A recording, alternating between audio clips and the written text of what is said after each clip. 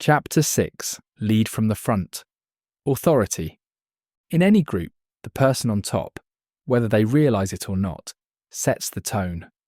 If the leader is timid, overly cautious, afraid of risks, or obsessed with maintaining their ego or image, that hesitation spreads like a virus through the team. People start second-guessing, progress slows, and decisive action becomes impossible. Complaining, yelling, or demanding harder work doesn't fix this. It only creates more resistance. The real fix: you lead by example. You set the pace. You show up early, work harder than anyone, hold yourself to the highest standards, and make the tough calls with confidence. That kind of leadership is rare and powerful, especially in today's world where everyone wants to be a boss, but no one wants to take real responsibility. Let's take it back to 1991, Southside Queens. Curtis Jackson, later known as 50 Cent, had made a name for himself as a sharp young hustler. His clientele was growing. He had a crew.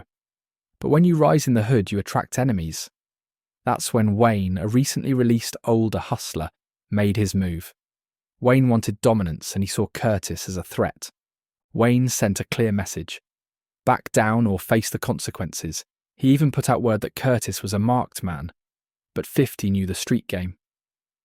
Wayne wouldn't do it himself. He'd send some young hungry kid trying to make a name.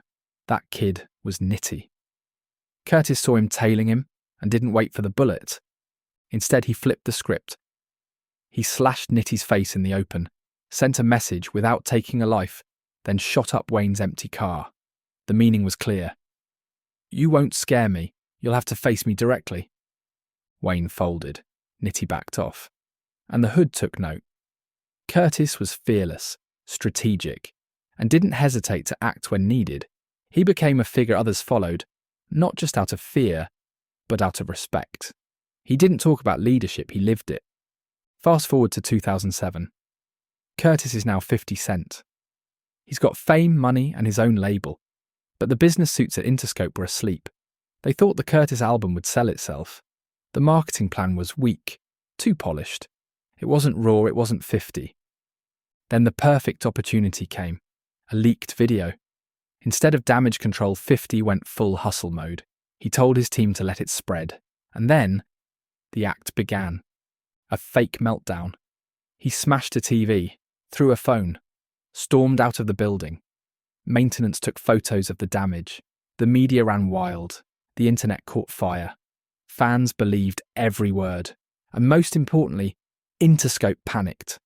Now they were awake. They followed his lead. They gave him full control of the rollout. And inside G-Unit, his own staff, some of whom had grown too comfortable, got reminded who the leader really was. It wasn't about rage, it was about strategy. He didn't yell or plead, he orchestrated, and by doing so, he re-established his authority. Not with words, but with action. This is what real leadership looks like in a modern jungle. It's not just about being loud or barking orders, it's about being out front, showing your people how to move by the way you move. If you're the leader, you set the energy. You're the one with the vision and the courage to act. You can't expect people to follow you if you're passive, scared, or fake. They follow realness. They follow risk takers. They follow the one who's willing to get in the dirt and still come out clean.